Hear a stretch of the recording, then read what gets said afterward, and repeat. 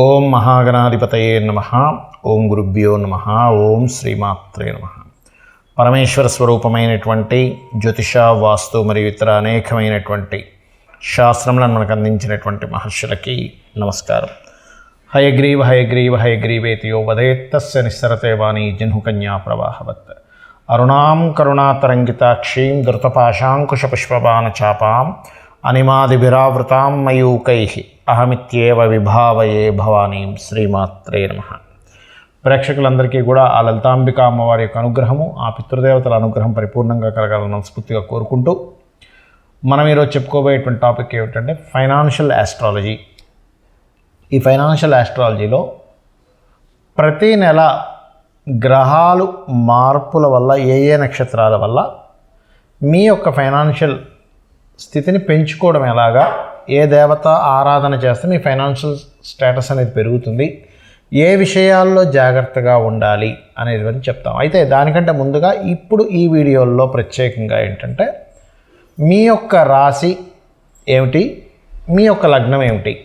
చాలా వీడియోలో నేను వీలైతే లగ్నం చూసుకోండి లేకపోతే రాశి చూసుకోండి అంటున్నప్పుడు చాలామంది ఏంటంటే ఏమంటే ఏది చూసుకోవాలి అన్నప్పుడు నేను ఒకటే చెప్తాను, లగ్నం తెలిస్తే లగ్నం చూసుకోండి, రాశి తెలిస్తే రాశి చూసుకోండి. కాకపోతే ఇందులో స్పెసిఫిక్గా ఏంటంటే మీ లగ్నం ఏమైంది, మీ రాశి ఏమైంది, దీన్ని బట్టి మీకు ఒక క్లారిటీ అనమాట. అంటే మీరు ఏ రంగాల్లో వెళ్తే ధనయోగం బాగా ఉంటుంది. చాలామంది చూడండి వాళ్ళకి తెలియనటువంటి రంగాల్లోకి ఎంటర్ అయ్యి చాలా ఇబ్బంది పడుతూ ఉంటారు ఫైనాన్షియల్గా. బికాజ్ ఆఫ్ మనకి దైవానుగ్రహము, తల్లిదండ్రుల యొక్క ఆశీర్వాదము ఎంత ముఖ్యమో ఈ యొక్క కలియుగంలో మనము ఒక మంచి స్టేజ్కి వెళ్ళాలంటే ధనం కూడా అంతే పాత్ర పోషిస్తుంది. కాబట్టి ఈ ఫైనాన్షియల్ ఆస్ట్రాలజీలో ఒక్కొక్క లగ్నం నుంచి, ఒక్కొక్క రాశి నుంచి, అంటే ఉదాహరణ చెప్తాను మీకు. మేషరాశి, మేషలగ్నంలో జన్మించాము అయితే మీరు ఏ దేవతను ఆరాధించాలి అనేది చెప్తాను, ఏ రంగాల్లో మీకు ధనయోగం ఉందో చెప్తాను. అదేవిధంగా మేషరాశి వృషభ లగ్నం అయితే ఏంటి, మేషరాశి మిథున లగ్నం అయితే ఏంటి, మేషరాశి కర్కాటక లగ్నం అయితే ఏంటని ఒక రాశి నుంచి ఒక లగ్నానికి ఏంటి, అదేవిధంగా మరొక రాశి నుంచి మరొక లగ్నానికి ఏంటంటే వృషభం రాశి మేష లగ్నం, వృషభ రాశి వృషభ లగ్నం, మిథున రాశి మిథున లగ్నం. అలాగా ఒక్కొక్క రాశికి మీరు పలానా రాశిలో పుట్టి పలానా లగ్నంలో పుడితే మీరు ఏ రంగాల్లో ఛాన్సెస్ ఉంటాయి అనేటువంటి విషయం చెప్తాను. అయితే ఇందులో ఎండింగ్లో కొన్ని కండిషన్స్ ఉంటాయి.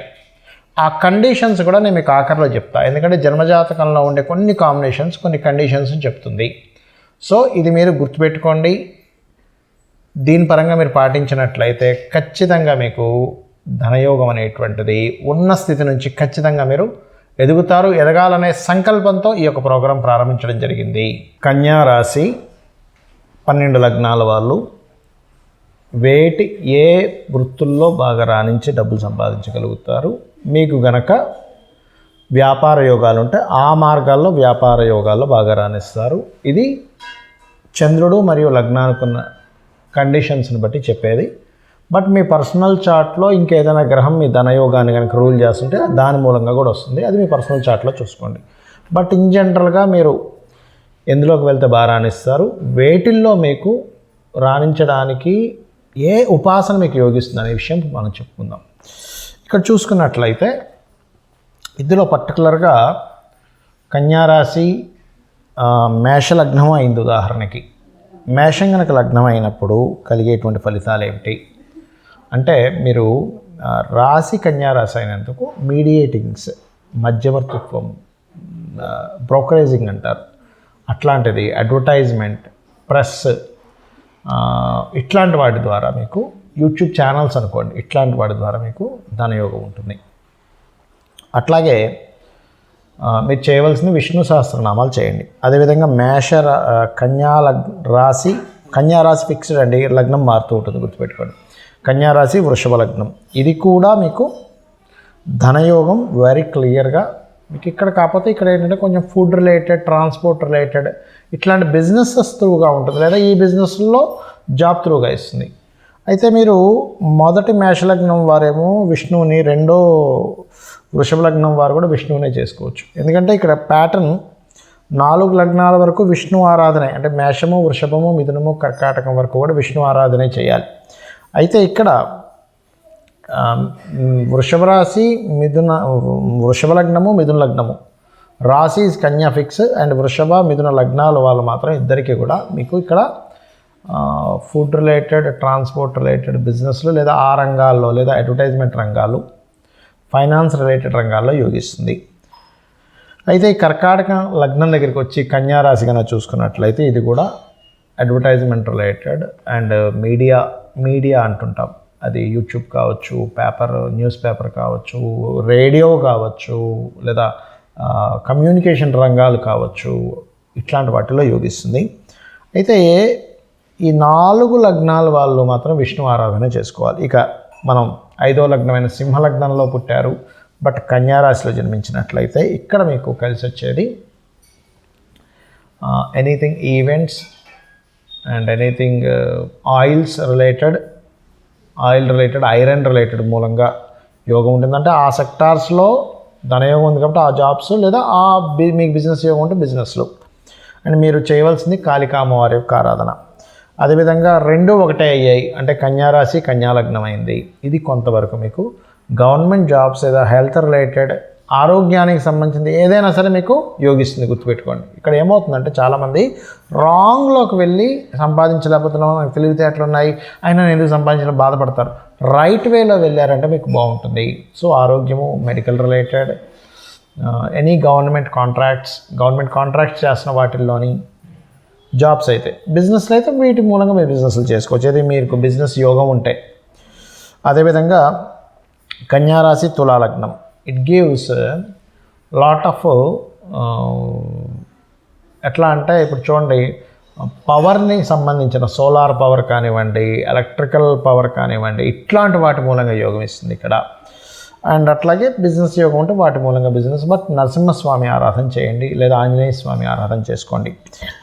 అలాగే మీకు ఒకవేళ కన్యా రాశి అయింది బట్ తులాలగ్నం అయింది, ఉదాహరణకి తులాలగ్నం అయితేనేమో నేను మీకు చెప్పాను ఇప్పటిదాకా, ఇది నరసింహస్వామి ఆరాధన చేసుకోండి. కానీ వృశ్చిక లగ్నం అయిందనుకోండి, కన్యారాశి వృశ్చిక లగ్నం అయిందనుకోండి, ఇక్కడ మాత్రం ఏంటంటే ఇది టీచింగ్స్ ద్వారా దేవాదాయ సంబంధించిన వాటి, దేవాదాయ శాఖ అనుకుందాం, కాసేపు గవర్నమెంట్ జాబ్ అనుకోండి దేవాదాయ శాఖ, లేదా ప్రైవేట్ వాటిల్లో ఏదైనా దేవాదాయ సంబంధించిన వాటిలో పౌరహిత్యం చేయడం, గైడింగ్ చేయడం, ఇట్లాంటి వాటి ద్వారా.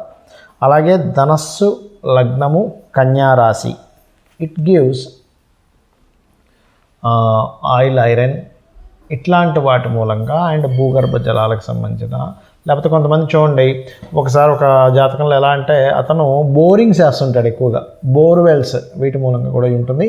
కాకపోతే మీరు ఏంటంటే ఈ ధనుసు లగ్నం వారు కాళికామ్మ వారు ఉపాసన చేయాలి. అదేవిధంగా మకర లగ్నము కన్యారాశి, మకరంలో కనుక ఉన్నట్లయితే ఈ combination solar energy, power related, power plants and anything power, batteries కావచ్చు, ఇన్వర్టర్స్ కావచ్చు, జనరేటర్స్ కావచ్చు, వీటి మూలంగా ధనయోగం ఉంటుంది. అదేవిధంగా అయితే ఇక్కడ మనం కాలాన్ని కూడా అబ్జర్వ్ చేయాలి. ఎలా అంటే ఇప్పుడు ఉదాహరణకి మొన్నటి వరకు మనకి ఇంకో ప్రభుత్వం ఉండేది, ఒక్కసారి కూడా పవర్ కట్ అయ్యేది కాదు.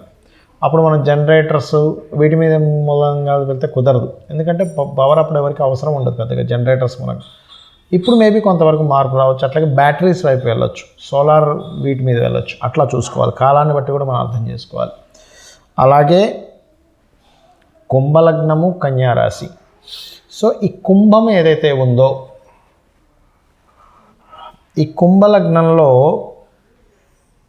జన్మించి కన్యా రాశి గనక అయినట్లయితే గుర్తుపెట్టుకోండి,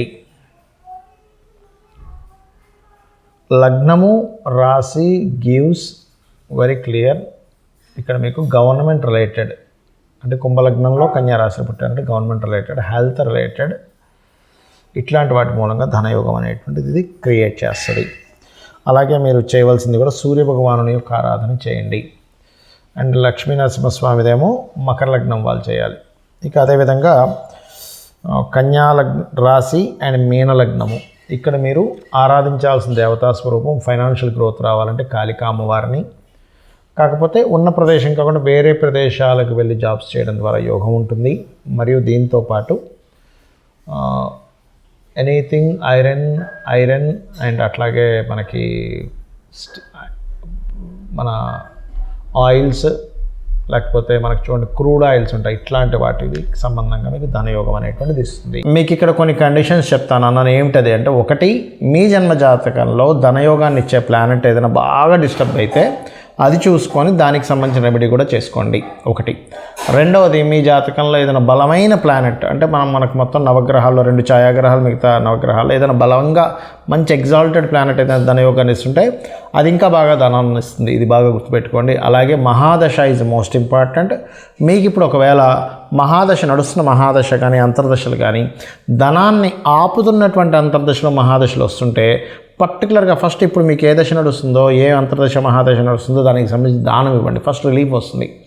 అలాగే మరొకటి ఏంటంటే, ఇక్కడ గోచారంలో ఏదైనా కేతువు ఏమైనా సంచరిస్తున్నాడు అనేటువంటి చాలా ముఖ్యంగా చూసుకోవాలి. ఇది చూసుకుని ముఖ్యంగా ఇప్పుడున్నటువంటి కండిషన్లో, ఇప్పుడు గోచారంలో ఉండేటువంటి గ్రహాల్లో ముఖ్యంగా మీకు ఎవరికైనా ధనం అర్థం కాని స్థితిలో ఉన్నామండి అన్నప్పుడు నవగ్రహాల్లో రాహుకేతు గ్రహాల దగ్గర దీపారాధన చేయండి, ఖచ్చితంగా ఫ్రీ అవుతుంది. దీంతోపాటు లలితా సహస్రనామాలలో ఓం సంపత్కరీ సమారూఢ సింధుర వ్రజ సేవితాయ నమః అనే నామం చేసుకోవచ్చు, లేదా ఓం ధర్మాధార ధనాధ్యక్ష ధనధాన్య వివర్ధిని అనే నామము. ఇంకా బాగా స్ట్రెస్లో ఉన్నామండి, అసలు ఇంకేదైనా ఇంకా బాగా స్ట్రెస్లో ఉన్న వాళ్ళకి ఫైనాన్షియల్ నుంచి బయటపడడానికి ఏదైనా మంత్రం చెప్తారనుకుంటే కనుక ఓం నవవిద్రుమ బింబస్త్రీ న్యక్కారి రతనచ్చద అనే నామస్మరణ చేస్తూ ఓం అపర్ణాయ నమః కూడా చేయండి. అప్పులు కూడా క్లియర్ అయిపోతాయి. ఇవి చేసుకోండి. మీకు నెక్స్ట్ వీక్ నుంచి, మనకి జనవరి నుంచి ఏంటంటే మంత్ మొత్తం అసలు మీకు ఏ ప్లానెట్ ధనయోగాన్ని ఇస్తుంది, దానికి ఇంకా ఏం చేసుకుంటే బాగుంటుందని మీకు చెప్తాను. శ్రీమాత్రే నమః.